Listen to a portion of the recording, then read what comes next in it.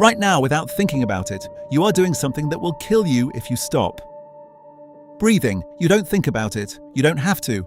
Your brain handles it, about 15 times a minute, every day, for your entire life.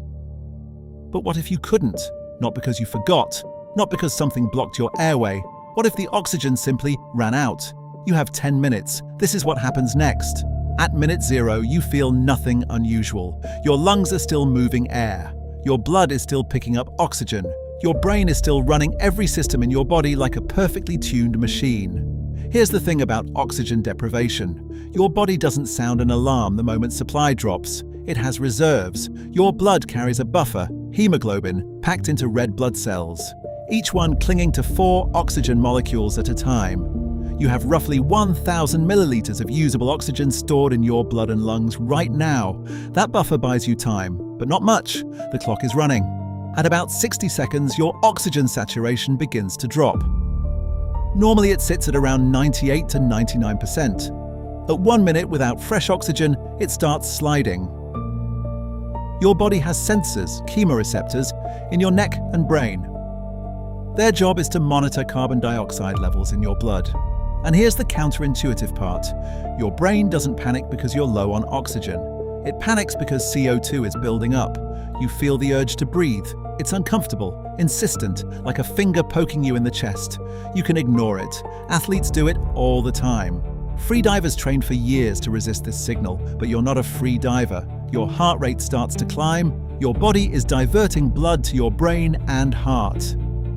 The organs that matter most get priority. The ones that don't, your hands, your feet, start getting less. Your fingers feel slightly cold.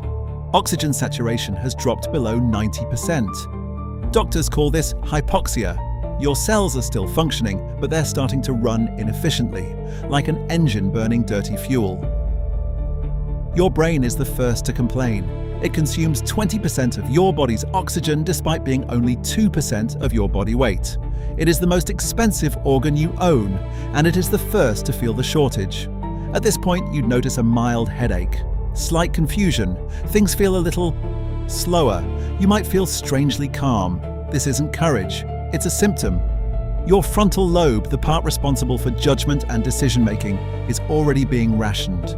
You know something is wrong. You just can't quite feel the urgency of it. Saturation is now below 80%. Your vision starts to tunnel. The edges of what you see begin to darken, not dramatically, like a movie blackout. Subtly, like someone slowly turning a dimmer switch.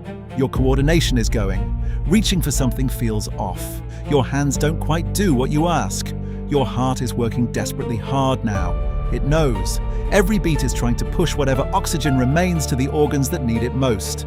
Your brain is making a decision you're not conscious of. Deprioritize everything except survival. Digestion stops. Immune responses pause. Hormone production gets shelved. Your body is collapsing non-essential services. It is going into emergency mode. And yet, here's the disturbing part. You still feel relatively okay. Hypoxia is deceptive. Pilots call it the silent killer. At altitude, without instruments, you genuinely don't feel yourself shutting down. Between 4 and 5 minutes, the situation accelerates.